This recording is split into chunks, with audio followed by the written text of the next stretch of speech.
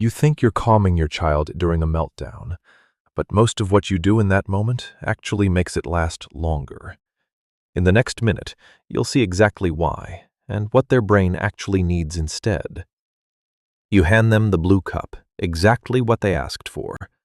They look at it for a split second and scream, "Not this one!" You swap it for another. You start talking faster and your volume rises. You know that yelling won't work, yet you just want it to stop right now. But look closer. It's not the cup making things worse. It's the rhythm of your reaction.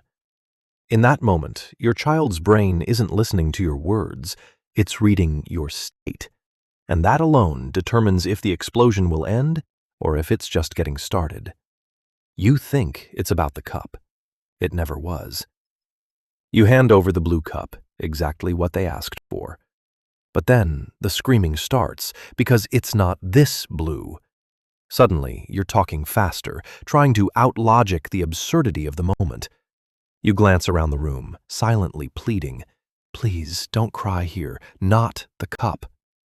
The truth is, a child's brain has no room for logic in this state. It's not looking at the object, it's reading your panic. When you react with stress, you're teaching them that big emotions equal a state of emergency. You're solving the object, not the state, and your reaction is the very first thing their brain learns. You think you're calming them. You're signaling danger. As the crying gets louder, the words stop. It slip out with a tension that tightens every second. In that moment, the amygdala in your child's brain triggers from the stress you're radiating. It prioritizes survival, not understanding. More words, less safety. The child begins to associate big emotions with threat, making the next meltdown even more intense. Your brain wonders why everything gets worse the more you speak. The truth is, your tone hits their brain before your words even have a chance. And that's where the loop begins. You speed up, they explode. As you speak faster to end the chaos, their screams only get louder. You try to finish the moment as quickly as possible. However, a child's nervous system is designed to sync with yours. You're adding fuel. When your pace increases, their system follows. The meltdown becomes a learned pattern. You're not stopping the meltdown, you're stretching it. This isn't about fixing behavior, it's about what you're teaching. You try to silence them by offering distractions or talking without a break, but a child's brain learns by repeating emotional states. Every time you lose your cool, they record that as the standard way to react. Look again. They learn that losing control is how you get heard.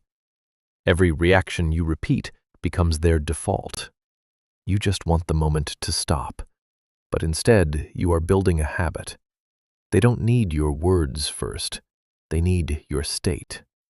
When the emotional storm hits, you choose to stop, drop your shoulders, and stay silent for a moment. A child's nervous system naturally seeks to sync with the calm you radiate. Silence works faster. Calm isn't taught through lectures, it's transmitted through presence. Without this co-regulation, a child struggles to build their own emotional control later. Have you noticed that you just need to slow down? Calm is not what you say, it's what they feel from you. And there's a simple way to do this in seconds. The damage was never in the cup.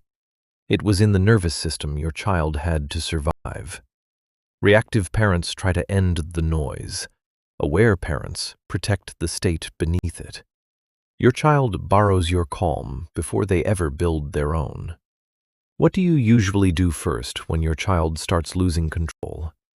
If you want parenting that explains the behavior before judging it, stay here. They may forget the object. They won't forget your nervous system.